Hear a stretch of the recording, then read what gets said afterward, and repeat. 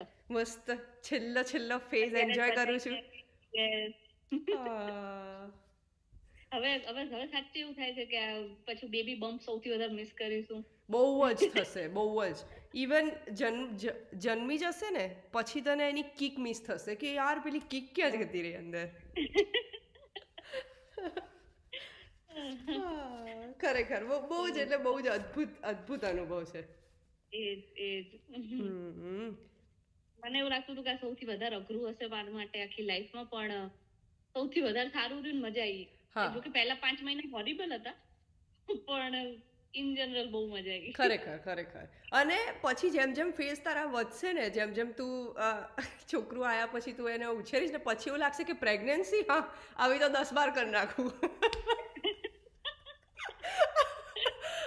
So true. એ એ લોકોને મોટા કરવામાં એવું કહેવાય છે ને, it takes a village to raise a child. અને આખું આખું વિલેજ એ આપણે એકલા જ હોઈએ છે.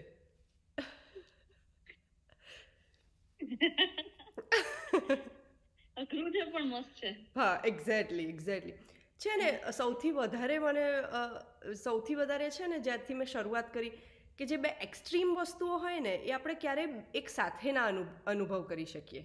જેમ કે હમ જેમ હમ કે આનંદ અને પીડા, પ્લેઝર અને પેઇન, હમ એની જે અનુભૂતિ છે ને એ ત્યાંથી શરૂઆત થાય. એટલે તમે સાર્થનો જ્યારે જન્મ થયો એ મુમેન્ટ પર આ બે જે અનુભૂતિ મેં એક્સ્ટ્રીમ એક સાથે હમ અનુભવી ને, એ પછી આ લોકો બસ હમ. આપણાને બે એક્સ્ટ્રીમની વચ્ચે જ અનુભવ કરાયા કરે.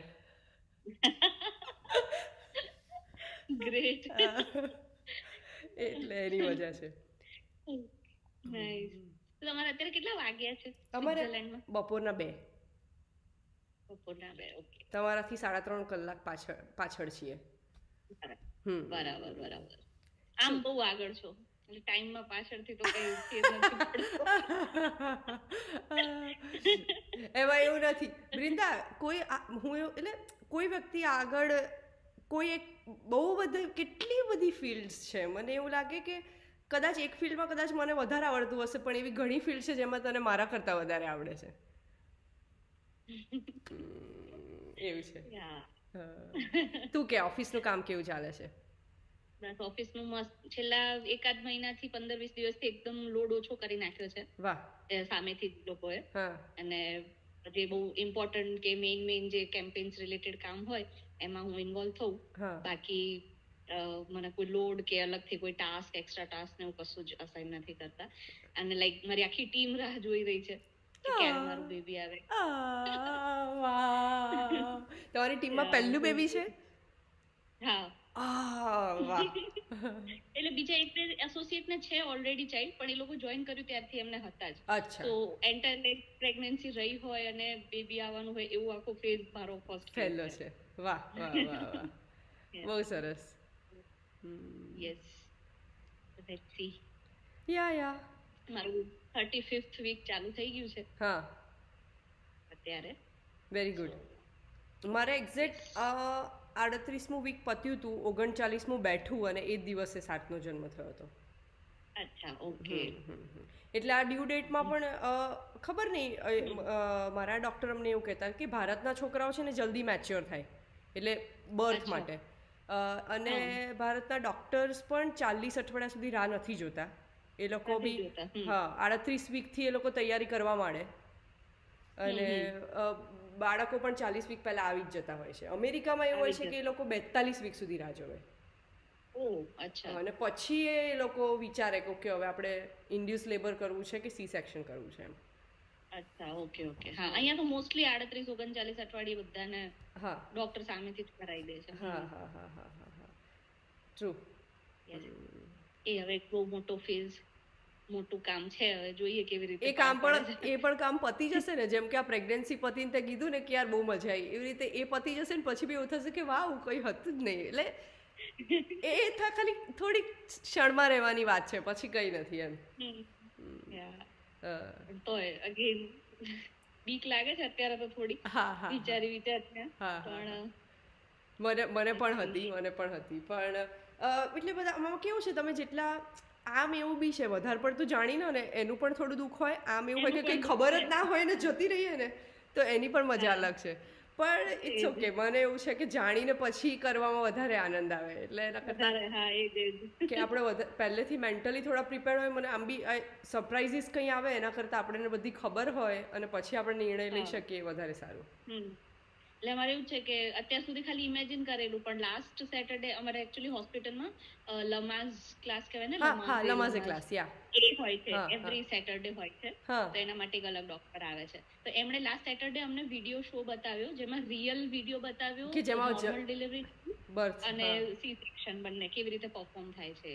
એટલે એ ત્યારે રિયલ આખું જોયું ને ત્યારે તો આમ રૂવાડા ઉભા થઈ ગયા હતા કે અચ્છા આવું બધું એક્ઝેક્ટ આવું હોય. હા હા હા હા.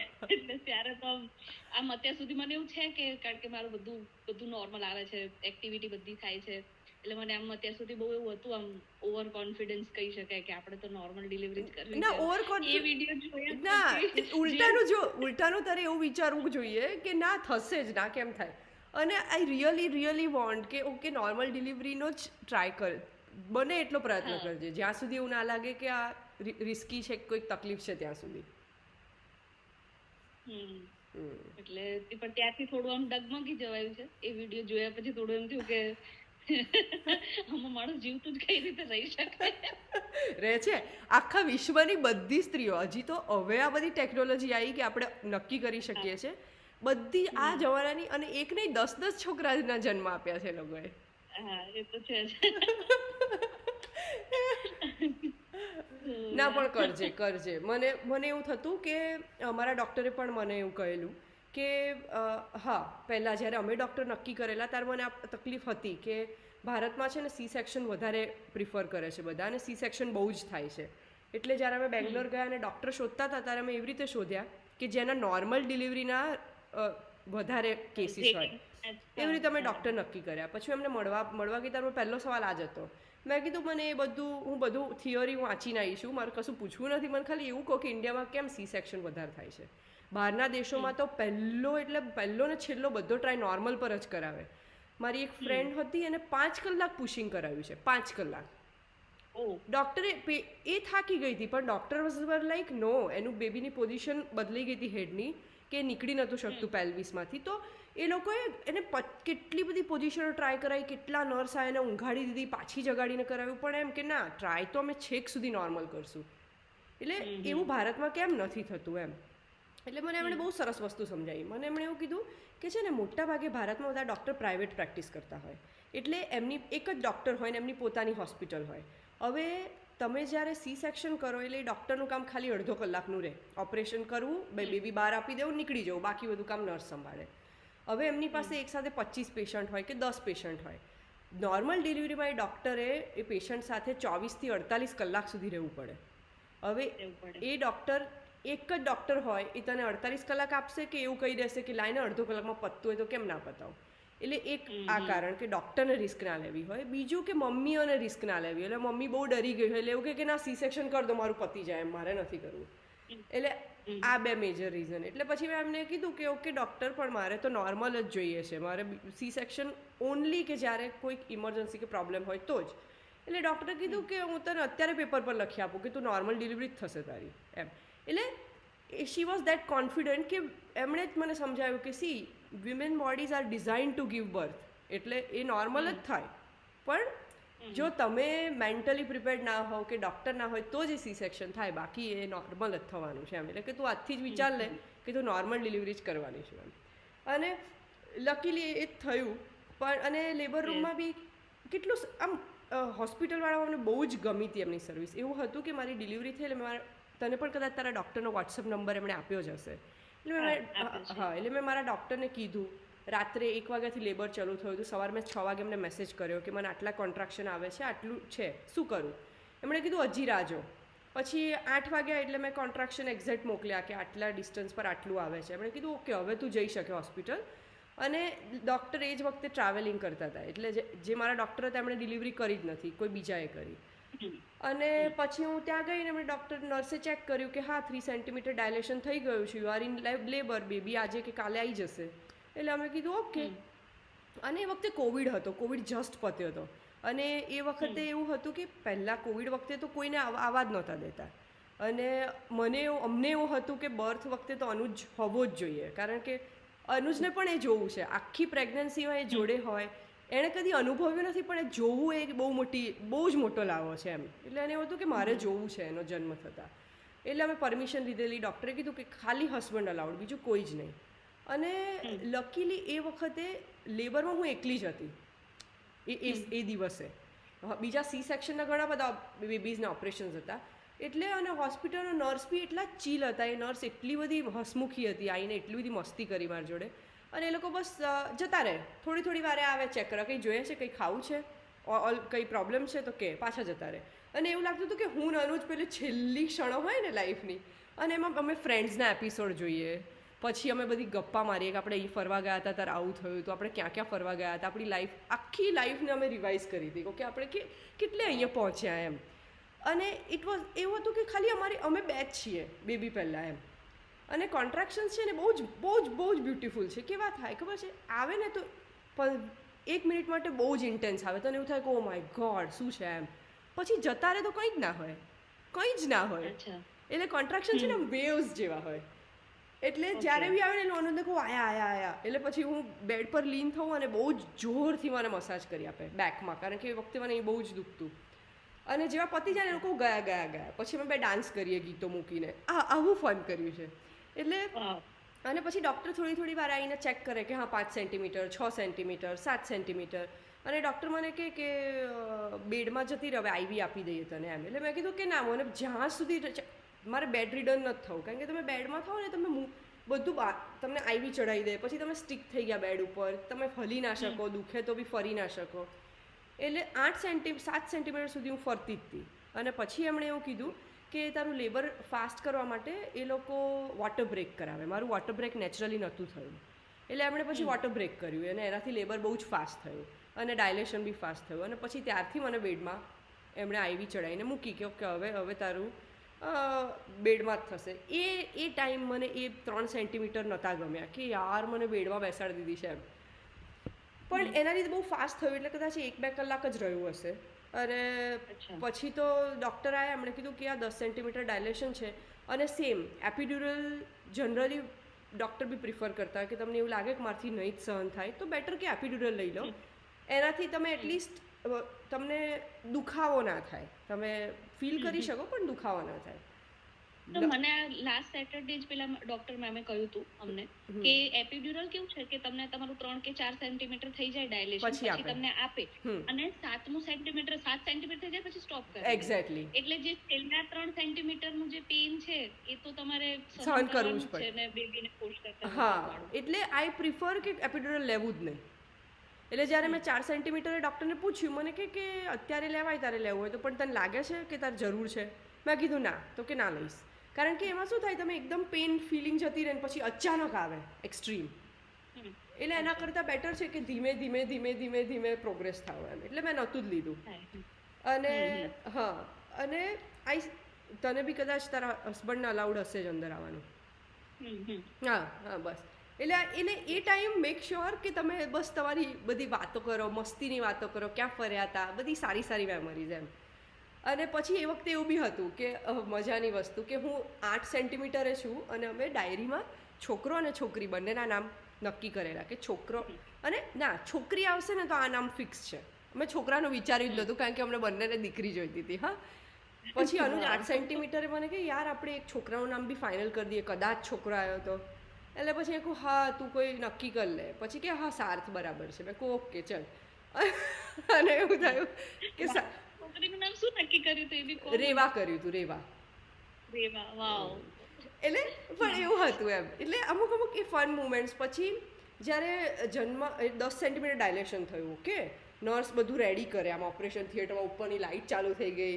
પછી હવે તારી બેન્ચ હોય ને તને આખી ઊંચી કરી દે, આગળનું કાઢી દે, તને પોઝિશન લેવડાવે, બધા સાધનો આવી જાય, ડૉક્ટર માસ્ક પહેરીને બધું પહેરીને રેડી થઈ જાય. એટલે એક ડૉક્ટર હોય, એક આસિસ્ટન્ટ ડૉક્ટર હોય અને 2 નર્સિસ હોય એવું, અને બીજા એક હોય કે જે હેલ્પર હોય કે, અને બધા જ તારી ઉપર હોય આમ. અહીંયા 2 લેડી, સામે 2 ડૉક્ટર અને દૂર ત્યાં આનું જેવી રીતે. અને પછી એ લોકોનો એક જ ટાર્ગેટ, પુશ એમ કે પુશ દીપલ પુશ. અને મને હજી એ લોકોનો અવાજ હજી બી આંખો બંધ કરું તો ગુંજે છે કે 4 લેડીઝો પુશ કરતી હોય એમ.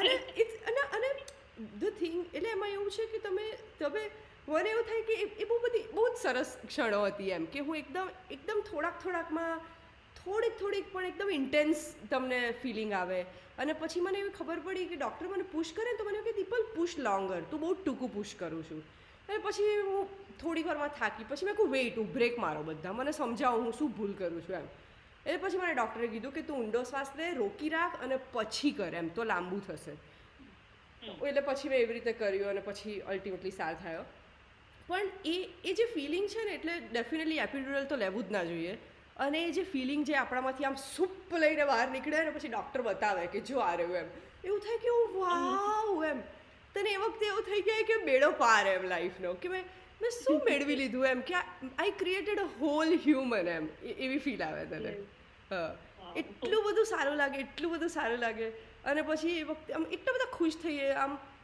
તને એ ફિલિંગ જ તને બી આવશે તને એવું થશે કે વાવ એમ અને પછી અત્યારે હું તમને સાંભળું છું તો બી મારી આંખોમાં પાણી આવી જાય છે એમ થાય છે ખુશી વાળું હા એવું થાય કે એટલી સરસ ફિલિંગ છે એમ પછી એ લોકોએ સાથને લઈ ગયા અને એ લોકોએ ચેક કર્યું અને કંઈક તો બ્રીધિંગ બહુ જ ધીમી થઈ ગઈ હતી એટલે ઇમિડિયેટલી પીડિયાટ્રિશિયન લઈ ગયા હતા એને ચેકઅપ માટે પછી એ લોકો મારી પાસે આવ્યા હતા પણ એવું થયું હતું અને પછી તો કંઈ નહીં અનુજે સૌથી પહેલાં શું જોયું હતું જન્મીને ડૉક્ટર પાસે ગઈને જોયું હતું કે 5 આંગળીઓ હાથની પગની છે ને કે આંગળીઓ ખૂટતી નથી ને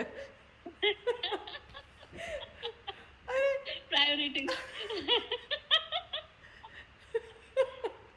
એટલે આવી બધી ફન વસ્તુ અને પછી મને એવું થયું હતું કે તમારી ડિલિવરી થઈ જાય ને પછી એ લોકો ઓબ્ઝર્વેશનમાં રાખે તમને જ્યારે યુરિન પાસ થઈ જાય પછી you are good to go કારણ કે હા તમને જ્યારે લાસ્ટ પુશ કરે ને તો અહીંયા ભારતમાં એવું છે કે એ લોકો એપિસિયોટોમી કરે એપિસિયોટોમી તને સમજાઈ હશે હવે હા નથી સમજાય ઓકે હવે કદાચ હવે સમજાવશે એપિસિયોટોમીમાં એવું કે તમારું જે પેરિનિયમ હોય ને ત્યાં at the time of birth એ લોકો ક્વિકલી ચીરો મૂકે એન્ડ ધેટ ઇઝ કમ્પલસરી હા અચ્છા હા યુએસ એમણે કર્યું હતું હા કીધું હશે યુએસમાં એવું છે કે એ લોકો ચીરો મૂકે જ નહીં નેચરલી ટેર થવા દે વિચ ઇઝ મોર રિસ્કી કારણ કે કેટલું ટેર થાય છે વધારે થાય તો તમારે અને ડિરેક્શન બી તમે અમને રીઝન એ કહ્યું હતું કે પહેલેથી એટલા માટે મૂકીએ છીએ કે અમે ડોક્ટર મૂકે ને કટ તો એ સ્ટ્રેટ મૂકે પછી એટલે જ્યારે એના સ્ટિચીસ આવે ને તો એ જલ્દી થ્રુ જાય એક્ઝેક્ટલી નેચરલી ટેર છે એમાં ઝિગઝેગ વાળા લેવા પડે છે યા સેમ એના લીધે પછી જલ્દી નથી હા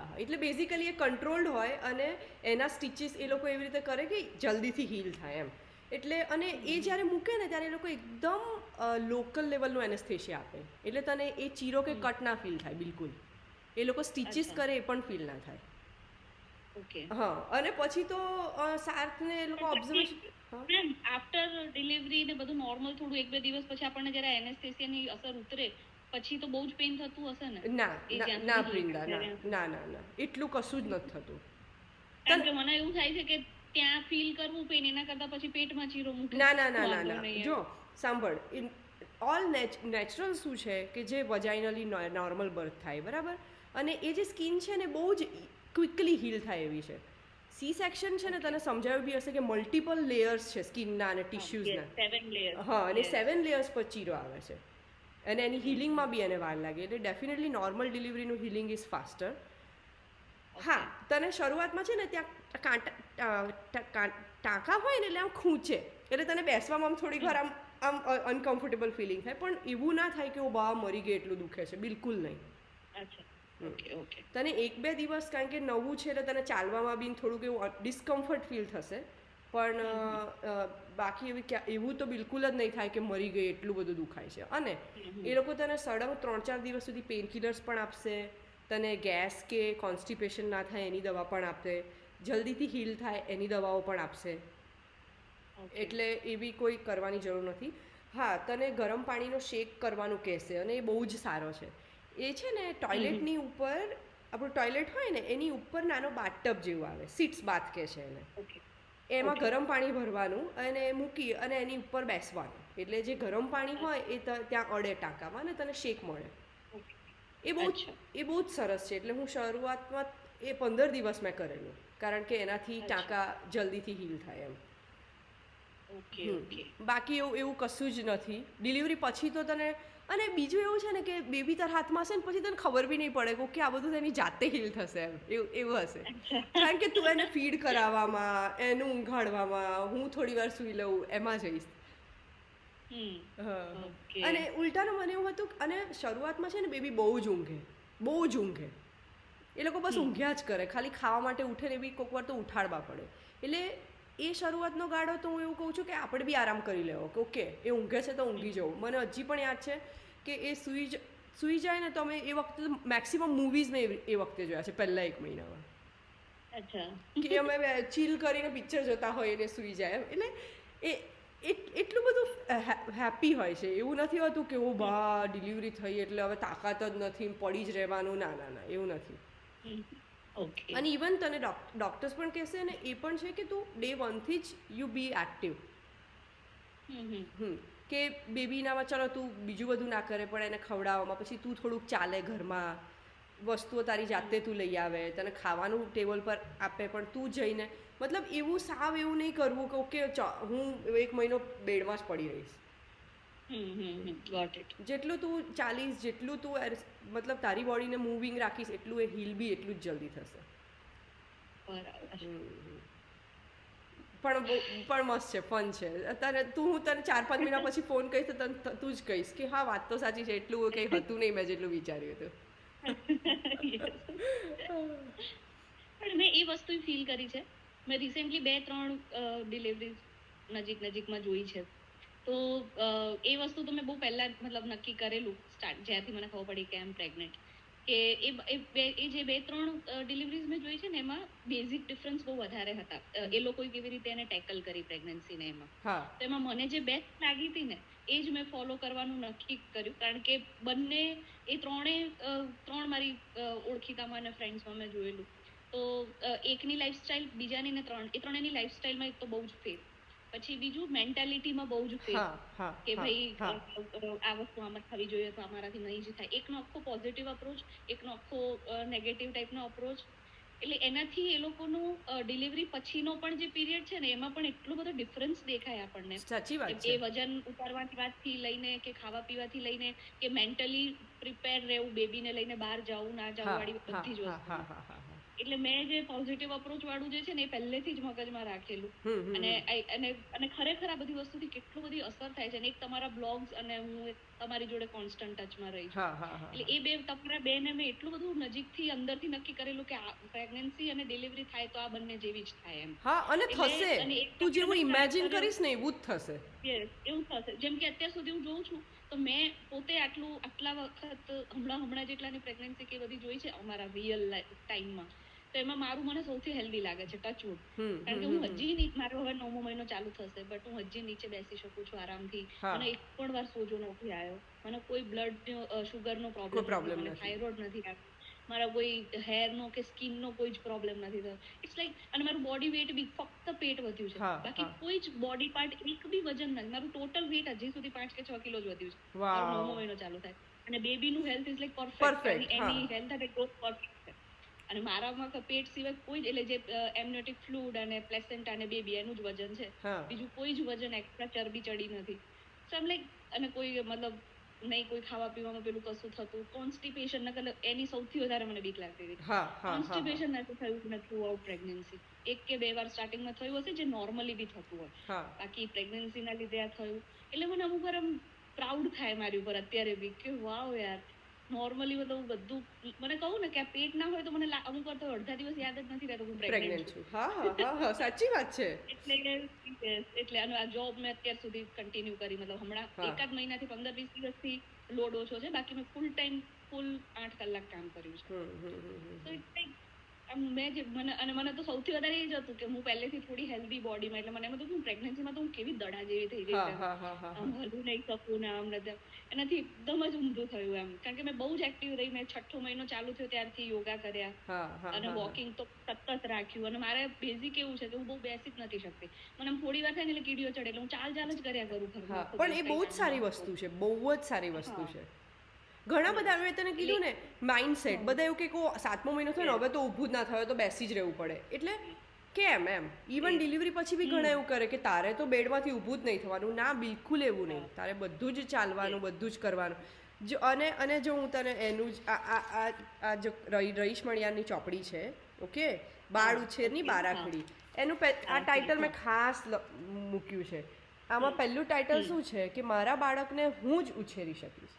એટલે આમાં એ જ વાત કરે છે કે બહુ બધી મમ્મીઓ છે ને કોન્ફિડન્સ, એમને આત્મવિશ્વાસ જ નથી હોતો કે હું છોકરાને કરી શકીશ. રડ્યું, ઓ પ્લીઝ તમે જુઓ એને શું થયું, મને નહીં ખબર પડતી. કેમ નથી ખબર પડતી, રાઈટ? એટલે આ બુકમાં પણ એમણે આ જ વસ્તુ કરી છે કે જ્યાં સુધી મમ્મી એવું નક્કી નહીં કરે કે ઓકે મારું છોકરું છે, મને આવડશે, જેવું કરીશ હું કરીશ, ભૂલ થશે તો બીજી વાર શીખીશ, પણ હું કરી શકીશ, એ કોન્ફિડન્સ, એ આત્મવિશ્વાસ જ્યાં સુધી નહીં આવે ને ત્યાં સુધી બાળક બી એટલું કોન્ફિડન્ટ ફીલ નહીં કરે અને એ બધું રોંગ જશે એમ. એટલે મને આ બુકનું આ ચેપ્ટર બહુ જ ગમેલું કે એમણે એકદમ સાચી વાત કરી છે. મેં પણ આવી રીતે જોઈ છે કે જે મમ્મીઓ કોન્ફિડન્ટ નથી, બધાની સ્વાભાવિક છે કે ડિલિવરી વખતે એમને મદદ જોઈએ, એટલે બધાની મમ્મી કે સાસુ કે મોટી બહેન બધા હેલ્પ કરવા માટે આવ્યા હોય અને એમને કંઈ ખબર જ ના હોય. એ લોકો શું કરતા હોય, એ 2 મહિના એશ કરે, કારણ કે ખાવાનું મળે. બિચારી મમ્મીઓ કે દાદીઓ જે પણ હોય એ લોકો ખાવાનું આપે બધું જાતનું, એટલે ખાય, બેસી રહે. છોકરું રડે તો દાદી રાખે, પેલો માલિશ પેલું ખવડાવે, નવડાવે પેલું, એવું. અને પછી અચાનક જ આવી જાય છોકરું હાથમાં 3 મહિનાનું કે 6 મહિનાનું, અને પછી હા, કંઈ ખબર જ ના હોય શું કરવું, રાઈટ? અને તમે પણ એ બોન્ડિંગ ટાઈમ મિસ કર્યો કે જ્યારે બાળકને ફક્ત મમ્મી જ જોઈતી હોય. એટલે મને અત્યારે એ વસ્તુનો બહુ જ આનંદ છે કે ઓકે, સાર્થ જ્યારે જન્મ્યો ત્યારે અમે બંને, અને હા, આમાં ઇક્વલી પપ્પાનો પણ એટલો જ રોલ આવે છે, નોટ ઓનલી મમ્મી, બરાબર? જ્યારે અમે અનુજ પણ અમે પ્રેગ્નન્સી હતી ત્યારે પણ અમે સાથે જ બધું વાંચતા કે ઓકે ગ્રોથ કેવો થાય છે, પછી શું કરીશું, એ બધું. અને જે દિવસે જન્મ્યો અમે ઘરે લાયા એ દિવસથી મારી મમ્મી હતી મદદમાં. હવે આખો દિવસ ઘરના કામમાં, ખવડાવવામાં, બધામાં મદદ કરે. એટલે અમે નક્કી કર્યું કે રાત્રે એને નહીં જગાડીએ ગમે તે થાય. તો રાત્રે મમ્મી એક રૂમમાં લોક જ કરી દેતા હતા કે તારે ત્યાં જ રહેવાનું, અમે અમારી મેળે કરીશું, નહીં થાય તો તને ઉઠાડીશું. અને રાત્રે અમે બંને જ ઉઠતા, હું ને અનુજ બંને જણા ઉઠીએ. ટાંકા હોય એટલે હું બેસું, અનુજ મને આપે, હું ફીડ કરાવું, પછી એને પાછું આપું, એ બર્પ કરાવે, સુવાડે. પણ ક્યારેય મમ્મીને અમે નથી ઉઠાડી, કારણ કે ઓલરેડી દિવસમાં એ લોકો આટલું બધું આપણા માટે કરે છે, તો આપણે હા. અને એમની બી ઉંમર છે, એ લોકો હવે બધું ના કરી શકે જે આપણે યંગ કરી શકીએ. એટલે એ વસ્તુ જ્યારે તમે જ્યારે નક્કી કરો કે ઓકે મારથી થશે જ અને હું કરી જ શકીશ, એ ફિલિંગ આવશે ને તો પછી બધું જ થશે એમ. પછી તો મારે એક વસ્તુ બીજી ઇન્ક્લુડ કરવી છે આમાં આપણે, કારણ કે આપણે મસ્ત આખી ડ્યુરિંગ પ્રેગ્નન્સીથી લઈને ડિલિવરી સુધીની મસ્ત વાત કરી, પણ અત્યારે જે સૌથી વધારે બધા ફેસ કરે છે ને એ ઇનફર્ટિલિટી અથવા તો કન્સીવ જ નથી થતું, મોટા ભાગે મેં જોયું છે. તો એનું આપણે થોડુંક કંઈક મતલબ, કારણ કે મેં એવું જોયું છે કે ઘણા, કારણ કે એના રિઝલ્ટ બી મળે છે પોઝિટિવ, કે જેટલા વધારે એક્ટિવ રહે છે અથવા જે બેઝિક આસન કે જે પહેલેથી ચાલુ કરે છે ને, અને ખાવા પીવાનું કે લાઈફસ્ટાઈલ પહેલેથી થોડું ફોકસ કરે તો ઘણો બધો ફેર પડે છે કન્સીવિંગમાં. કારણ કે અત્યારે મેં કેટલા બધા એવા કેસ જોયા અને એમાંથી 6 થી 7, 10માંથી 6 થી 7 ફિમેલ એવું કહે છે કે અમને ડોક્ટરે એવું જ કીધું કે તમે વજન ઘટાડો અથવા તો થોડા એક્ટિવ થાઓ, બાકી બીજો કોઈ પ્રોબ્લેમ નથી. અને આ જે લાઈફસ્ટાઈલનો જે ઇશ્યુ એટલો બધો થઈ ગયો છે અત્યારે કે મોટા ભાગના જોઈએ છે તો 7, 8 વર્ષ થઈ જાય મેરેજને, લોકો ટ્રાય કરતા હોય 1, 2, 3 વર્ષથી, પણ છતાં એ લોકોને કન્સીવ નથી થતું. હા, એવા ઘણા સિટી, મેટ્રો સિટીમાં સૌથી વધારે આ ઇશ્યુ છે, બીકોઝ ઓફ બેઠાડું જીવન અને આ બેઠાડું જીવન અને લાઈફસ્ટાઈલ, એ જ 2 વસ્તુ છે બૃંદા.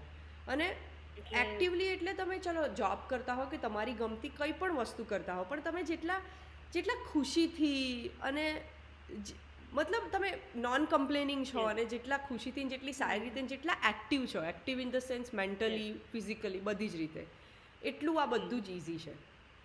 અને એમાં પાછું મેલનો સ્ટ્રેસનું બી લેવલ બી બહુ જ અફેક્ટ કરે છે. હા, બધાનું જ. એ લોકોનું જો સ્ટ્રેસમાં હોય ને તો બી કન્સીવ નથી થતું, એટલે બંનેનું અત્યારે તો જવાબદારી કન્સીવિંગ માટે પણ એટલી બધી વધી ગઈ છે. અને બીજું, કન્સીવિંગ વખતે બી તમે જ્યારે કોમ્પિટિટિવ રહો છો ને કે બસ હવે મારે આ ડિસેમ્બર પહેલાં તો કન્સીવ થઈ, એ માઇન્ડસેટમાં રહો ને તો પણ એ નહીં થાય. It's a natural, it's a natural process. એનો જ્યારે સમય આવશે એની જાતે થશે એમ.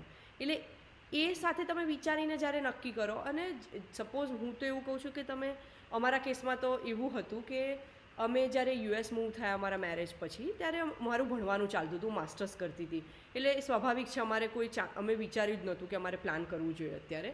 અને પછી મારી જોબ શરૂ થઈ અને પછી અમે એવું નક્કી કર્યું, મને બેઝિકલી મેન્ટલી એવું હતું કે મને અમેરિકન સિટીઝન બાળક નથી જોઈતું. ત્યાં એવું છે કે સિટીઝનશીપ બાય બર્થ છે. એટલે મેં કીધું કે મારા છોકરું એ ઇન્ડિયન સિટીઝન જ થશે, એટલે હું અહીંયા જન્મ નહીં આપું, એટલે આપણે ભારત મૂવ થઈશું હું ત્યાં જ જન્મ આપીશ એવું નક્કી કરેલું.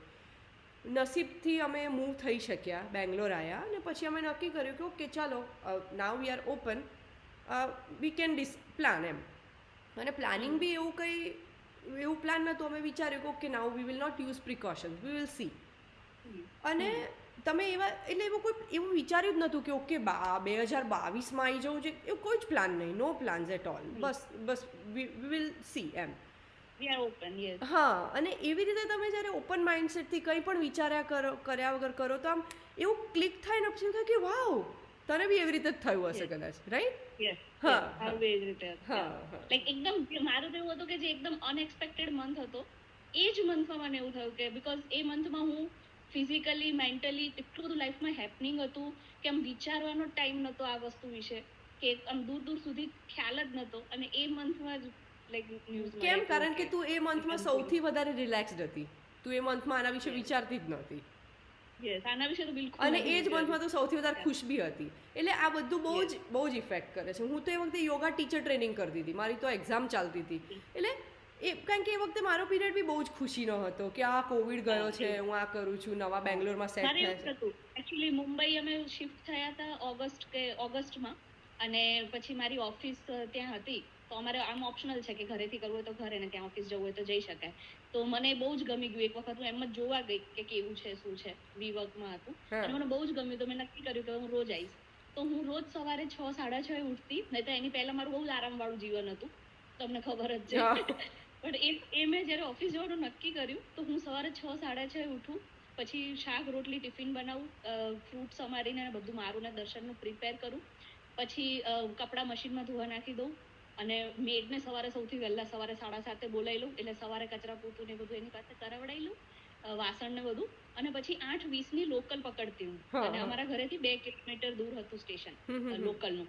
તો હું અમારું 2 વ્હીલર લઈને સ્ટેશન જાઉં, ત્યાં 2 વ્હીલર પાર્ક કરું અને રોજ નવા મને નેચરલી ત્યારે એવું થતું, કારણ કે ઘણા ટાઈમ પછી હું ઓફિસ, લગભગ 3-4 વર્ષ પછી ઓફિસ જતી હતી, તો રોજ નવા કપડાં પહેરતી. મેં કેટલા વર્ષ સુધી તમે આખી જિંદગી એમ કહું કે મેં નાઇટ ડ્રેસમાં જ કાઢી છે, ઘરે હોઉં કે ગમે ત્યાં. પણ ત્યારે એવી ઈચ્છા થતી તો હું રોજ સવારે વિચારું કે આજે શું પહેરીને જવું ને આમ તેમ. કઈ મારું એટલું ગ્રુપ નતું ઓફિસમાં, બટ મારા માટે મને એવું ગમતું કે ચાલ આજે આ પહેરવું, આજે આ પહેરવું. તો એટલી સરસ તૈયાર થઈને ઓફિસ જઉં, 8:20ની ટ્રેન પકડું લોકલ દોડીને, પછી ત્યાં 8:45 પહોંચું. પછી ત્યાં બી એવું કે બહુ મોટું સ્પેશિયસ હતું, તો મારે કોલ્સ ને બધા બહુ અટેન્ડ કરવાના હોય તો વોક જ કરતા. મારા રોજના 18,000-20,000 સ્ટેપ થતા ત્યાં. અને તોય હું 5:20ની ટ્રેનમાં ત્યાંથી પાછી આવું, 5:30 5:45 ઘરે પહોંચું, પછી પાછી સાંજની રસોઈ બનાવું, પછી હું 7 થી 8 જીમ જતી. તો ત્યાં સ્ટ્રેન્થ ટ્રેનિંગ અને યોગા ને બધું ભેગું કરાવતા, ઝુમ્બા ને બધું. એટલે એમાં એક્ઝેક્ટ જીમ જેવું નતું, બધું રોજ અલગ અલગ, યોગા કરાવે, ડાન્સ કરાવે. એટલે 1 કલાક એ કરું, પછી પાછી આવું, ત્યાં સુધી દર્શન આવી ગયો હોય, પછી જમીએ, પછી હું કપડાં સંકેલું ને એ બધું કરું, અને બીજા દિવસનું શાક સમારીને મૂકી દઉં, એટલે બીજા દિવસે સવારે પાછું ફટાફટ થઈ જાય. આવું મેં સળંગ 1 મહિનો કર્યું એમ. અને તો મને એક દિવસ યાદ નથી કે મેં એવું કમ્પ્લેન કર્યું કે હું તો થાકી જાઉં છું, એક્ઝેક્ટલી રોજ 6 વાગે ઉઠીને ટ્રેનો બદલું છું ને કંઈ જ નહીં. હું અડધા દિવસ 1-2 વખત તો સવારમાં 6 વાગે ઉઠીને સાડી પહેરીને ઓફિસ ગયેલી. એટલી બધી ઈચ્છા થઈ ગઈ કે આજે તો સાડી પહેરવી છે, આજે આ પહેરવું છે. સો ઇટ્સ લાઈક, એટલે જ કહું છું કે એ મંથ તો એટલો મારો હેક્ટિક હતો કે મને 1 મિનિટે કંઈ બીજું વિચારવાનો કે કંઈ ફીલ કરવાનો એવો કોઈ ટાઈમ જ નહોતો. મસ્ત ઓફિસ જાઓ, ઘરનું કરો, અને રાત્રે થાક લાગે એટલે મસ્ત સુઈ જાઓ. અને ધેન જાન્યુઆરી એન્ડમાં જ હું, મારા માસીની દીકરીના મેરેજ હતા અહીંયા, એટલે અમે અમદાવાદ આવ્યા. તો એ વખતે લાઈક ઓલરેડી કન્સીવ થઈ ગઈ, એના 3-4 દિવસ પછી જ મને ખબર પડી હતી, પણ ત્યારે તો ખબર ના હોય. હું એટલું બધું વજન લઈને ગયેલી, હું ટ્રેનમાં ગઈ હતી અહીંથી, અને ત્યાં અમદાવાદ સ્ટેશન પર લિફ્ટ બંધ.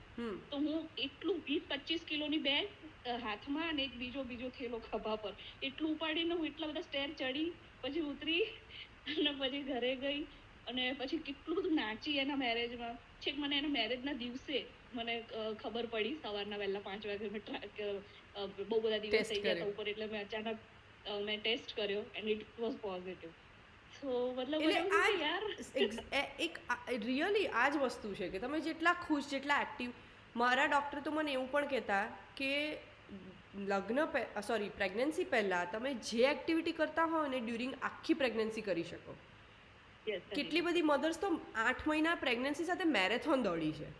એટલે હા એમણે ચોખ્ખું જ મને કીધું કે તારી બોડીમાં એવું વિચારીશ જ નહીં કે બહુ જ મોટી વસ્તુ છે ને કે મારે હવે બેસી જવું પડે. ના, ઇવન એ પહેલાંની વસ્તુ અને પછી બધું જ take it normal. It's just a normal thing. yes, તું જેવી છું એવી yes. ને એવી જ રહે, તો બેબી પણ એવી જ રીતે ક્યારે આવશે તને ખબર નહીં પડે.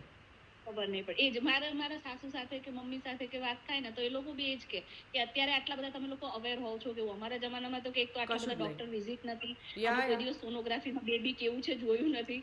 અડધા તો દવાઓ પણ નથી લીધી, કશું જ આખું હા, હા, પ્રેગ્નન્સી. હા, હા, અને હા. છેક છેલ્લા સુધી સાસરે હોવ કેવી રીતે ગામડામાં હોવ છેક સુધી કામ કર્યું હોય હા. અને અચાનક પછી ડિલિવરી કરી દીધી હોય તો હા. અમને તો કશું કોઈ દિવસ થયું જ નથી એમ. હા, હા, તરત હા. નોર્મલ તો પણ ડિલિવરી સરસ થઈ છે બધાને. હા, હા, હા, હા.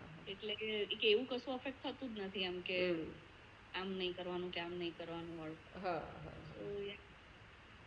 યા, એ તો છે જ બૃંદા. હા, Wow. બસ એટલે ઇવન ડિલિવરી પછી પણ તારામાં પણ મેં તને કીધું એમ કે સપોર્ટ સિસ્ટમ ઇઝ ડેફિનેટલી બહુ જ જરૂરી છે. જેમ કે તું તારા હસબન્ડની હેલ્પ ચોક્કસથી, મમ્મીની કે જે બી દાદી છે એ લોકોની હેલ્પ, કે જે લોકો તને એટલીસ્ટ શરૂઆતના મહિના જ્યાં સુધી તને સ્ટિચીસ ના હીલ થાય ત્યાં સુધી. એટલે મારા કેસમાં બી એવું હતું, મારી મમ્મી હતી અને અમે બધું જ ઘરમાં મેનેજ કરતા. મને આ એક કન્સેપ્ટ નથી ગમતો કે આપણામાં એવું હોય ને સવા મહિના ઘરની બહાર ના નીકળાય. અમારામાં એવું નહોતું અને લકીલી મારી મમ્મી એમાં માનતી નહોતા. એટલે અમે તો 10 દિવસ થયો ત્યારથી હું રોજ નીચે કમ્યુનિટીમાં ચાલવા જતી, સાથને સ્ટ્રોલરમાં લઈને અમે જતા. Okay. એટલે એનાથી બહુ જ સારું લાગતું કારણ કે તમે આખો દિવસ એક જ એન્વાયરમેન્ટ, એક જ ઘર અને એક જ રૂટીન. તું ડિલિવરી પછી તો તારું કામ જસ્ટ ફીડિંગ હશે, તને એવું હસવું આવશે પણ દિવસના તું 6 કલાક ખાલી ફીડ જ કરાવીશ, રાઈટ? એટલે તને બી મારે શું કરવાનું છે? ઉઠવાનું, ખાવાનું છે, ફીડ કરાવવાનું છે, સૂઈ જવાનું છે. મતલબ you need some fresh air. એટલે એટલું બધું સારું લાગતું કે હું 10 દિવસે જ્યારે નીચે ગઈ ને તો મને થયું કે વાવ, હજી દુનિયા છે એમ. એટલે અમુક રીતિ રિવાજો મને આપણા નથી એટલા બધા ગમતા, અમુક બહુ સારા પણ છે. એટલે એવું આ હતું એમ. એટલે સ્વાભાવિક છે આપણે બહુ બહાર ના જઈએ પણ નીચે એટલીસ્ટ હું ઘરમાં નીચે તો ચાલી જ શકું બહાર ખુલ્લી હવામાં. એટલે એવું ચાલતા. પછી ડૉક્ટર્સ પણ ઘણા હવે સારા થઈ ગયા છે એટલે એ લોકો બી બહુ પ્રેક્ટિકલ વસ્તુઓ સમજાવે છે. અને એ બી કે આપણામાં બીજી એક વસ્તુ બહુ છે કે છોકરું જન્મે ત્યાંથી એને બહુ જ ઓઢાડી રાખે, ઓઢાડ કરે. એટલે અમને બી નહોતી ખબર, એટલે અમે સાર્થને અમે બી ઓઢાડતા ને જ્યારે બી ઊંચી કે ત્યારે એટલો પરસેવો થાય એને. એટલે મેં ડૉક્ટરને પૂછ્યું કે આને આટલું બધું ઓઢાડવાનું હોય? ડૉક્ટર કે બિલકુલ નહીં. તમને એવું લાગે કે તમારે એક જ લેયર જોઈએ છે તો એને પણ એક જ જોઈએ અને રૂમ પણ વેન્ટિલેટેડ રાખો એમ. એટલે અમુક વસ્તુઓ, અમુક ભૂલો આપણે બી કરીશું, આપણે બી શીખીશું. એટલે એમાંથી છે એમ. એટલે એવું અમે બી શીખ્યા. પછી તો એવું થયું કે મહિના પછી I was all fine. Stitches તો હીલ થઈ ગયા, મતલબ ખબર ના પડે. પછી તો હું બધું કરી શકું, રસોડામાં બી હું મમ્મીને બધું કરાવું, ઘરમાં બી બધું થતું. એટલે પછી મેં કીધું ઓકે, 8 અઠવાડિયા થયા પછી તો મારી મમ્મી પાછી ગઈ. ત્યારથી હું ને સાર્થ જ છીએ અને અનુજને વર્ક ફ્રોમ હોમ હતું એટલે એ સારું હતું કે મને કંઈક મદદ જોઈએ તો એ તરત આવી શકે. અને પહેલા 6 મહિના તો બેબી એટલું નાનું હોય, એટલું મોબાઈલ ના હોય એટલે તો એ નીચે મૂકીને બી બાથરૂમમાં જઈ શકે, નીચે મૂકીને રસોડામાં બી જઈ શકે. 6 મહિના પછી એ એક્ટિવ થાય પછી તારે બહુ ધ્યાન રાખવું પડે. એમાં બાપા અત્યારના તો જોઈએ છીએ ને બેબીઝ એટલા સુપર ચાર્જ થઈને આવે છે, ખબર નહીં 7-8 મહિનાના હોય પણ એક સેકન્ડ તમે એમને આમ છૂટા ના મૂકી શકો. બહુ જ એક માણસ 24 કલાક એની પાછળ રાખવું પડે એના જેવું છે. ખરેખર. એટલે છે ને પ્રેગ્નન્સીમાં વજન વધે ને એની ચિંતા જ નહીં કરવાની, એ લોકો જ ઉતારી આપશે. એટલું દોડાવશે. એટલે મારા કેસમાં એવું હતું કે હું કેટલી એક્ટિવ, યોગા, તને ખબર છે કેટલી યોગા કરતી બધું તો, અને દિવસનું રોજ 5 કિલોમીટર ચાલતી, રોજ યોગા કરતી, ડાયટ બધું normal, non fatty, non sugary બધું ખાતી, તોય મારું weight gain 20 kg, Vrinda, 20 kilo. એટલે મારે એવું છે, ઊંધું છે. મેં બધાને જોયું છે કે 15-20 કિલો વધે છે, મારે 5-6 કિલોથી વધારે વધી જ નથી રહી. હા, એટલે તો મને એમ થાય છે કે બધાનું શરીર કેટલું અલગ અલગ હોય, એવું છે એમ. હોય. હા, એ વખતે મને બી એવું થતું, પણ મારા ડૉક્ટર મને એવું કહેતા કે ટેન્શન ના લઈશ, વજનનું તને ટેન્શન છે? મેં કહું ના, બિલકુલ નહીં. તો કે બસ, તો મજા કર તું, ખા, એક્સરસાઇઝ કર અને મજાથી રહે. મેં કીધું ઓકે. અને ખરેખર એવું જ થયું. અને તારી વાત તું જે કહેતી હતી ને કે પોઝિટિવ રહેવું, અને બીજું કે ઇવન પ્રેગ્નન્સી પછી વાંચવું કેટલું બધું ઇમ્પોર્ટન્ટ છે. ઇવન અમે બુક વાંચતા પ્રેગ્નન્સીમાં, તો સપોઝ 7મા મહિનાનું ચેકઅપ હોય ને, પહેલાં હું 7મા મહિનાનું બધું વાંચતી કે મને આટલું થાય છે, આટલો ગ્રોથ, ખાલી સમજવા માટે એમ. તો હું જ્યારે મારી ડૉક્ટર પાસે જાઉં ત્યારે મને બધું જ ખબર હોય, મારી પાસે સવાલ જ ના હોય. મારી પાસે ઉલટા એવા સવાલ હોય કે ઇન્ડિયામાં આ ટેસ્ટ કેમ નથી થતો, અમેરિકામાં તો આ ટેસ્ટ થાય છે. એટલે ધ થિંગ ઇઝ, મારા ડૉક્ટર પણ મારાથી ખુશ હોય. મારા ડૉક્ટરને બી એવું થાય કે ઓકે, આને બધી ખબર છે, લોજિકલી વાત કરે છે, આ કેમ કરે છે. તો પછી મારા ડૉક્ટર મને હજી યાદ છે, મને બધી એમની કોન્ફરન્સની સ્લાઇડો બધી મને મોકલે કે તારે જાણવું છે ને, આ બધી સ્લાઇડ્સ વાંચ. એટલે બધી ગાયનેકોલોજીસ્ટની ખબર નહીં કઈ થિયરીની સ્લાઇડ્સ બધી મને મોકલી આપે. અને એ બધા એવું બી કે ઇવન મારી સેમ, અમે જે કમ્યુનિટીમાં રહેતા હતા ને, ત્યાં કમ્યુનિટીમાં 2 લેડીઝ હતી, એના પણ ડૉક્ટર એ જ હતા. તો એ લોકો એવું કહે કે દીપલ તમારી કમ્યુનિટીમાં રહે છે ને, એનો કોન્ટેક્ટ લઈ લો, એની પાસેથી શીખો પોઝિટિવ કેવી રીતે રહેવાય.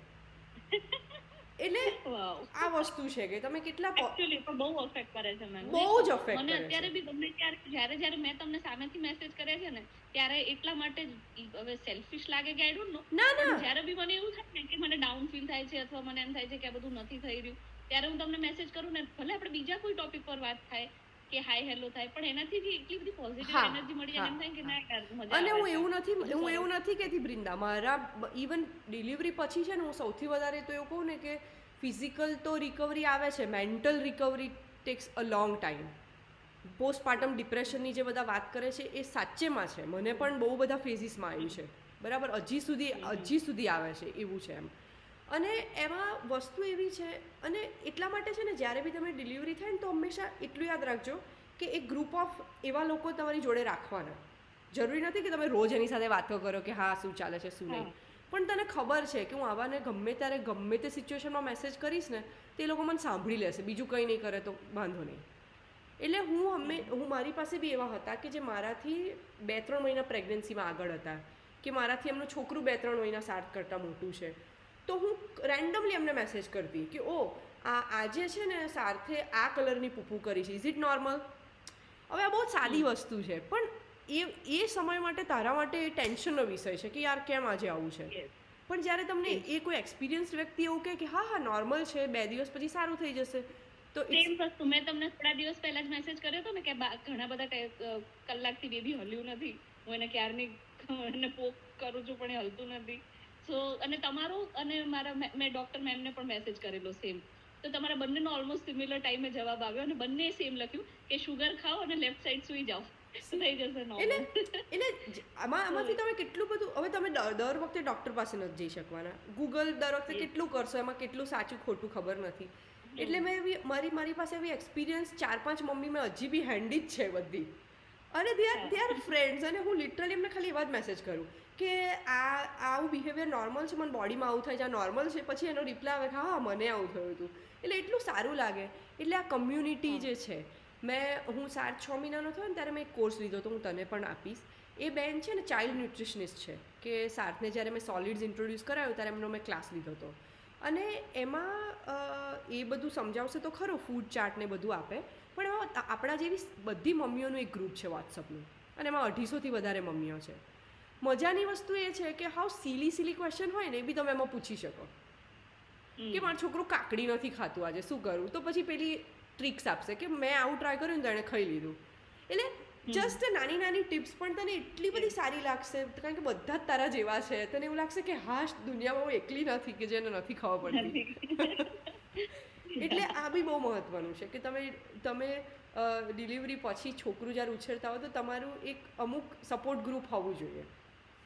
ડિપ્રેશન આવે ને ત્યારે બહુ જ કોમેડી, કોઈ લોજિક જ ના હોય તોય મને આવે, એમ એવી રીતે આવે. કોઈક વાર એવું થયું હોય કે સાર્થ બહુ જ બીમાર હોય, જેમ કે શરદી થઈ છે કે શરદી, એ લોકોની એ જ મોટી બીમારી, અને એટલું બધું ક્લિંગી હોય કે હું એને નીચે આમ સોફામાં મૂકું ને તો બી રડે. અને આપણાને એટલું ડિસ્કમ્ફર્ટ ફીલ થાય એટલે હું આખો દિવસ લઈને તેડીને ફરું કે ઓકે હા શું કરાવું બોલ, ખોડામાં બેસીને રમાડું, બહાર લઈ જવા. એટલે તમે આખો દિવસ એની પાછળ એટલા બધા ઓક્યુપાઈડ રહ્યા હો કે સાંજ પડતા તો તારામાં બોલવાની બી તાકાત ન હોય, એટલું થાકી જવાય, રાઈટ? એટલું બધું ખાલી આપણને એવું થાય કે એની સામાન્ય શરદી અને સામાન્ય એનો મૂડ નથી, એમાં તમારો આખો દિવસ કેટલો એક્ઝોસ્ટ કરી નાખે એમ, રાઈટ? ઘણી બધી વાર એવું થયું હતું અમે જ્યારે અહીંયા મૂવ થયા હતા કે અહીંયા તો કોઈની હેલ્પ નહીં, અમે નવા જ મૂવ થયા હતા, 15-20 દિવસ જ થયા હશે અને સાર આવી રીતે બીમાર. અનુજને વખતે ઓફિસમાં કામ, કારણ કે નવું આવ્યા હતા એના માટે બી વધારે કામ હોય, આખો દિવસ એને ગમે જ નહીં, રડ્યા કરે, ખાય નહીં. હું બહાર લઈ જાઉં, લેક પર લઈ જાઉં, અહીં રમાડું તહીં રમાડું. સાંજે મને યાદ છે એ દિવસે મેં જમી પણ નહોતી, કારણ કે હું જમવાનું બનાવું તો હું જમું ને, એવી હાલત. 8 વાગે અનુજ ઘરે આવે છે, હું અનુજ કે છે ક્યાં છું, કે હું લેક ઉપર છું. અનુજને હું 7 પકડાવું છું અને હું બાથરૂમ જઉં છું પેલા પબ્લિક ટોયલેટમાં. એટલે મેં 5-6 કલાકથી હું બાથરૂમ બી નથી ગઈ. એટલે તમે એટલા બધા ઇન્વોલ્વ થઈ જાઓ ને, અને જ્યારે બાળક આમ એને ના ગમતું હોય ને તમે બી એનામાં જ રહો, એમ ઓતપ્રોત થઈ જાઓ. એ સમજવું કે ઓકે દેટ્સ ઓકે એને શરદી છે પણ મારું બી ધ્યાન રાખવાનું છે. એ સમજવા માટે થોડાક 2-3 અનુભવ થાય પછી તમને આ વસ્તુ સમજાય. પછી મને સાંજે અનુજ કે કેવો રહ્યો દિવસ, તું શું જમી? મેં કહું જમી જ નથી, બનાવું તો જમું ને, હું શું જમું, રાઈટ? એટલે આવા દિવસો પણ જોયા છે. હા, પણ એટલે અને એટલા એક્ઝોસ્ટ હોય કે સાંજે પછી એવું થાય કે અનુજ હવે આને સુવાડીનું તરત જ સૂઈ જાય છે, આમ તાકાત જ ના બચે.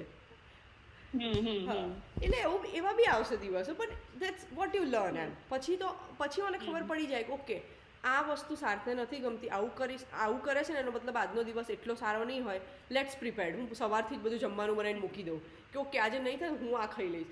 મતલબ પછી તમે પ્લાન કરો. એટલે આ બધા અનુભવમાંથી પણ તમે દર વખતે શીખો છો કે ઓકે આજે આવું થયું, નેક્સ્ટ ટાઈમ હવે આવું નહીં થવા દઉં એમ.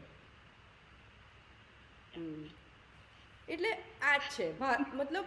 હા, પછી આપણે આપણે વાત કરવાની છે, રાઈટ? કે જોઈન્ટ ફેમિલી અને ન્યુક્લિયર ફેમિલી, એમાં બાળકને ઉછેરવા માટે આ પણ બહુ મોટી વસ્તુ છે, પણ બહુ જ મોટી છે, બરાબર?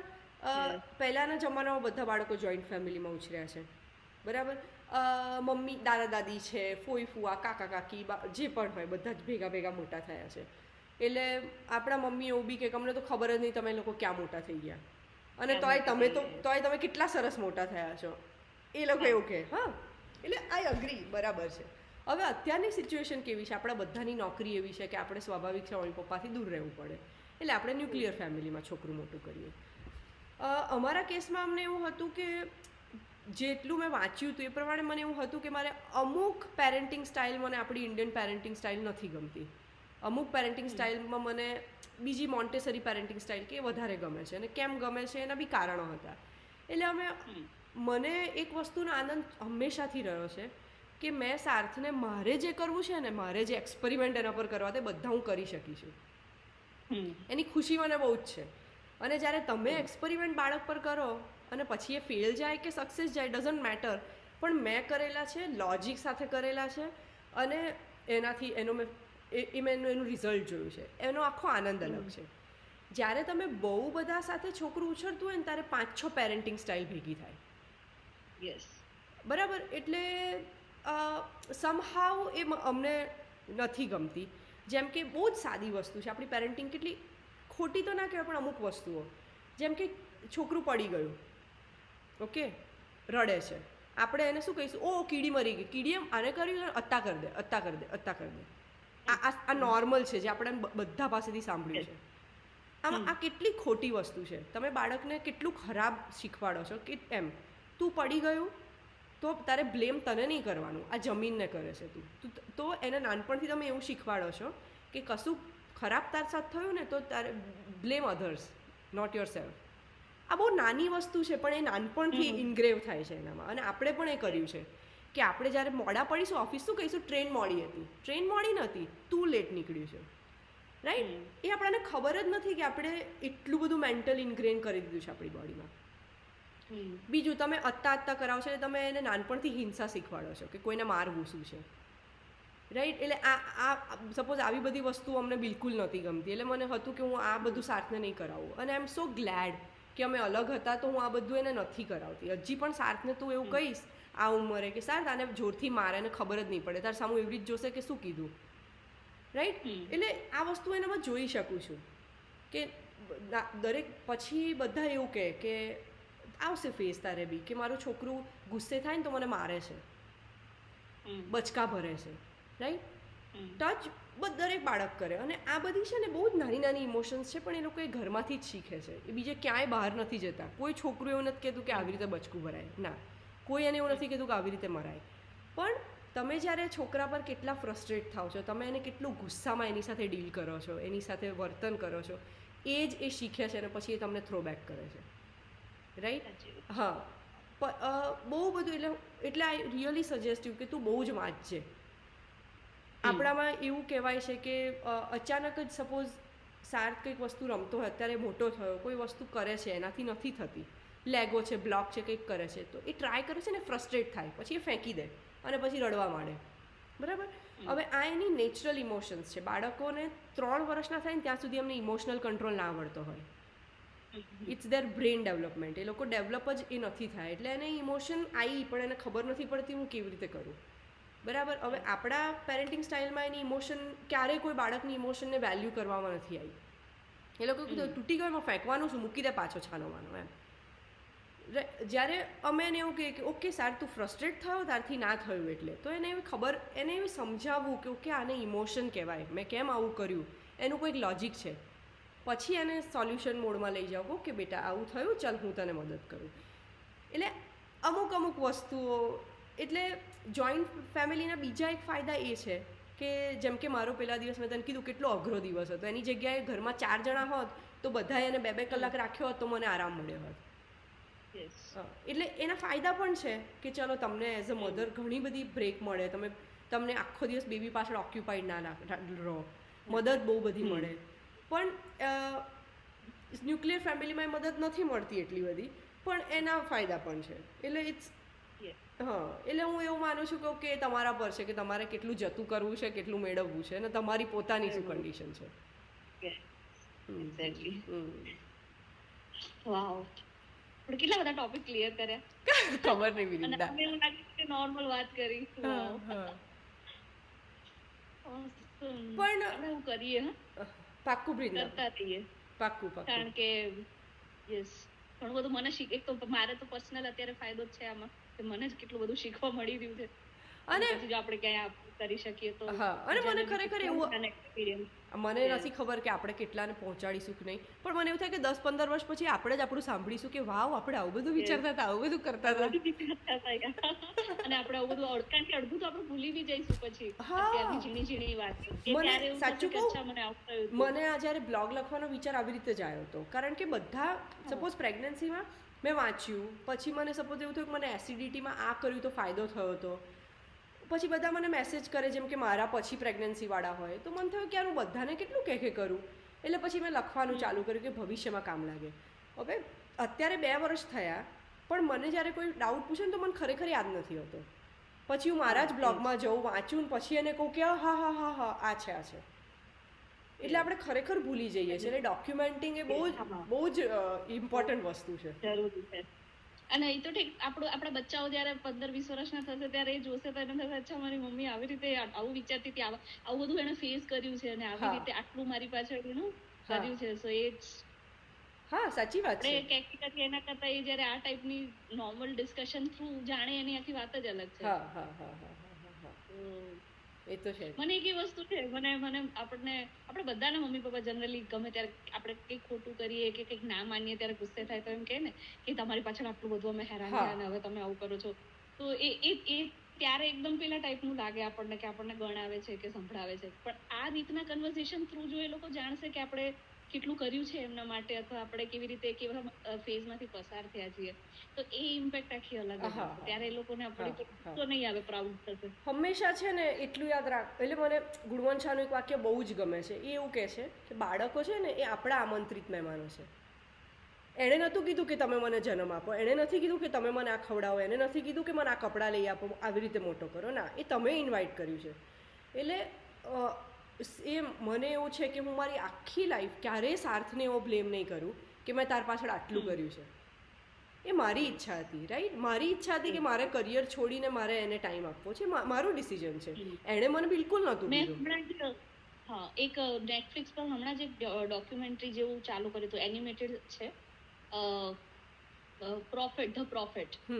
એનું એનિમેટેડ સિરીઝ જેવું કંઈક છે, હજી અડધી જ જોઈ છે, પણ એમાં બહુ સરસ એક સેન્ટેન્સ આવે છે, પ્રોફેટ મોહમ્મદે જ કદાચ લખેલું છે કે children come through you, not come from you. Exactly. તો એટલે કે તમે તમારું જે ઉછેર છે કે જે પણ છે એ તમે એને પ્રોટેક્ટ કરો, પણ તમારા વિચારો એના મગજમાં તમારે રોકવાની જરૂર નથી. એ એની જાતે વિચાર અને એ બધું ડેવલપ. એટલે અને આવી એક વસ્તુ બહુ બધા વર્ષો પહેલા મને અહીંયા જાનકીદાસ બાપુ કરીને છે, કમીજડા કરીને ગામ છે, ત્યાં જનરલી મને વ્યક્તિ પૂજા કે સાધુ સંત કે એવું બધું ઓછું હું પેલું બિલીવ કરું છું, બટ એમની પાસે એટલું બધું લોજિકલ જવાબો મળે છે મને હંમેશા. એ પોતે આવું સાધુ સંત છે, પણ એમની સાથે વાત કરવાની મને બહુ જ મજા આવે ચર્ચા કરવાની, કારણ કે હંમેશા લોજિકલ આન્સર આપે. તો એમને એક વખત બહુ સરસ વાક્ય કીધેલું કે તમારે બાળકનું મેનેજર બનવાનું છે, માલિક નહીં. એક્ઝેક્ટલી. બધા જ પ્રશ્ન સોલ્વ થઈ જશે. અને એ જ પેરેન્ટ્સ દુખી છે જે માલિક સમજે છે પોતાના બચ્ચાને. એટલે લાઈક આઈ ડોન્ટ નો કે બચ્ચું આયા પછી હું કેટલું આ બધી વસ્તુ ના બ્રિંદા, રહી શકીશ કે વિચારી પણ શકીશ. તારી વાત એ સાચી છે. ઇવન હું સાર્થને મેં જ્યારે 6 મહિનાનો હતો ને ત્યારે મને આવું હતું કે મારે આવું નથી કરવું, એ મને ખબર હતી, પણ મારે શું કરવું છે ને કેવી રીતે કરવું જોઈએ એ નહોતી ખબર. એટલે જ્યારે 6 મહિનાનો થયો ને ત્યારે મને મોન્ટેસરી વિશે ખબર પડી, અને પછી મેં ગાંડાની જેમ દિવસ રાત વાંચ્યું, અને પછી મને એવું થયું કે વાવ, એ છે ને ચાઇલ્ડ સેન્ટ્રિક અપ્રોચ છે. એટલે ફોલો યોર ચાઇલ્ડ, એને શું કરવું છે, એને શું ગમે છે, રિસ્પેક્ટ હિમ. એમ એ નાનું ભલે 6 મહિનાનું છે, 12 મહિનાનું છે, પણ એક વસ્તુ છે, તમે એને જેટલું રિસ્પેક્ટફુલી ટ્રીટ કરશો ને એટલું જ એ તમને પાછું આપશે. અને એ એટ ધેટ એજ નહીં, એ કેટલું મોટું થશે આખા એની throughout the phase of life, કારણ કે એના સૌથી પહેલાં લેસન એ બધા ઘરમાંથી જ શીખે છે. એટલે જો તમે એવું કહેશો ને કે ઓ તારા માટે આટલા રમકડા લાવીએ છે તોય તને બીજા જ જોઈએ છે, એ માગતો જ નથી. એને રમકડા જોઈતા બી નથી, એને ખાલી એટલું જોઈએ છે કે તમે એની સાથે રિસ્પેક્ટફુલી, પ્રેમથી એની સાથે બિહેવિયર કરો, અને એને જે દિશામાં વળવું છે એને કરવા દો, એને ઇન્ડિપેન્ડન્સ આપો. એને સમજવા દો કે હી ઇઝ ઓલ્સો વેલ્યુડ, એમ he is also a human being. એ આપણે નથી કરાવતા, અને આપણે નક્કી કરીએ ને પેરેન્ટ્સ તારે મોટો થઈ જવો જોઈએ, અને આપણે નક્કી કરીએ ને ત્યારે નાનું થઈ જવું જોઈએ, એમાં પડી જઈએ છે. અને પછી હંમેશા તમારા પેરેન્ટ્સ અને છોકરાઓ વચ્ચે ક્લેશ થયા જ કરે, કોન્ફ્લિક્ટ થયા જ કરે નાની મોટી બાબતમાં. એટલે એ જ વસ્તુ છે. આમ એવું લાગે છે કે ટફ જર્ની અહેડ. ના, ઇટ્સ નોટ ટફ એમ. અને જ્યારે તું આવું વાંચ્યું અને આવા લોકોને, આવા ઓથર્સને વાંચ્યું ને ત્યારે સમજાય કે યાર બહુ જ સાચી. અને ઇટ્સ અ કમ્યુનિટી, આવા પેરેન્ટ્સ છે આખી દુનિયામાં એક્ઝિસ્ટ કરે છે જે આવા સારા બાળકોને ઉછેરે છે, આટલી સારી રિલેશનશિપ છે એમના બાળકોને મમ્મી પપ્પા વચ્ચે. એમ એટલે એવા પણ છે, એવા લોકોને જાણીને આનંદ થશે કે હા ચલો હું પણ એક વર્લ્ડમાં તો બિલોંગ કરું છું. એમ અને એ વખતે તને એવું બી ડાયલેમાં કોન્સ્ટન્ટ ફીલ થશે કે યાર જેમ કે તારા ફ્રેન્ડ્સ હશે કે એ લોકોની પેરેન્ટિંગ સ્ટાઇલ હજી બી સેમ જ બીજી હશે, નોટ સેમ પણ બીજી હશે, ત્યારે તને બી એવું ફીલ થશે કે મારી અલગ છે, એ લોકોની અલગ છે. પણ it's okay, it's their kid, their parenting style. એમ we should never compare. Okay, મને જે બરાબર લાગે છે મારા બાળક માટે હું કરું છું, એ લોકોને બરાબર લાગે છે એ લોકો કરે છે.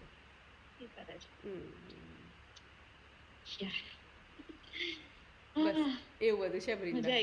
હા, બહુ બધું નોલેજ, બહુ બધું ફીલ થયું ફરીથી. હજી થશે, હજી તો બહુ થશે. એવું થાય છે કે સ્ટાર્ટિંગના મન છતાંય હવે જૂના દિવસો લાગે છે મને. થર્ડ ટ્રાઇમેસ્ટર એટલું લોંગ લાગે છે, એમ થાય છે કે ક્યારનું ચાલુ થયું છે. થર્ડ ટ્રાઇમેસ્ટર હંમેશા બહુ લાંબુ લાગે, બહુ જ. મને પણ એવું જ થયું હતું કે યાર, અને એટલું બધું વજન વધી, બેલી બહાર એટલો લાગે, પછી એવું થાય કે બસ બેટા હવે બહાર આવ્યા એમ એવું થઈ જાય.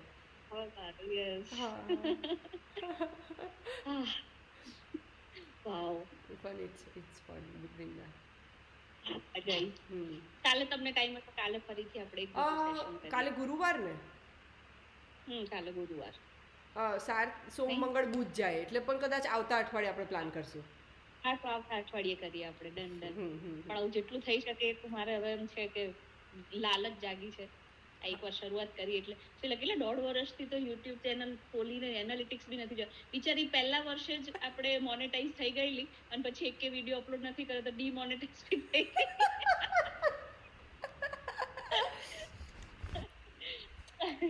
એટલે એ પણ હવે હમણાં હાઇબરનેટ મોડમાં છે તો એને આપણે બની શકે તો કરીએ ચાલુ, બટ એટલીસ્ટ વાતો તો કરી જ લઈએ, વિડીયોઝ તો જનરેટ કરી લઈએ. હા, પછી જ્યારે મૂકવાનું થશે ત્યારે મૂકશે. અત્યારે હું મારા યુટ્યુબ પર બી મૂકી દઈશ કે પ્રાઇવેટ તરીકે, પ્રાઇવેટ કરીને, કે આપણે ગમે ત્યારે. ના ના, મારી એવી રીતે નથી. ના ના ના, પ્રાઇવેટ જ રાખીએ, પછી આપણે જોઈશું. ઓકે ઓકે, હા, પણ સેવ રહે એટલીસ્ટ આપણી. હા હા હા, એટલે સારું બ્રિંદા, તારે ફરી મળીશું. હા, ચાલો જલ્દી મળીએ. Thank you so much. અરે મને બી બહુ મજા આવી, અને મજા કરજે. અને તમારી જોડે ફેસ ટુ ફેસ વાત થઈ, બાકી એક વખત વિડીયો કોલ પોસિબલ જ નથી થયો આપણે. ખરેખર ખરેખર. અને હવે સાર્થ સાથે વિડીયો કોલ અને આખો દિવસ કોઈની સાથે વાત કરવી ઇઝ ઇમ્પોસિબલ. અને મને પણ નથી ગમતું, કારણ કે પછી તમારું ધ્યાન આમાં પણ ના હોય, આમાં પણ ના હોય, પછી એવી રીતે વાતો થાય. એના કરતા એના કરતા યસ, શાંતિથી બહુ મજા આવી, બહુ ક્વોલિટી વાળું આપણે બધું મસ્ત યાદ કર્યું અને એના વિશે વાત કરી. હા, સારું, ચલ બ્રિંદા, ઓલ ધ બેસ્ટ. હજી તો આવતા અઠવાડિયે મળીએ છીએ આપણે. આવતા અઠવાડિયે મળીએ આપણે, ફરીથી બહુ બધી વાતો કરીએ. પાક્કું. ચાલ, okay, bye bye, thank you, good night. Good night.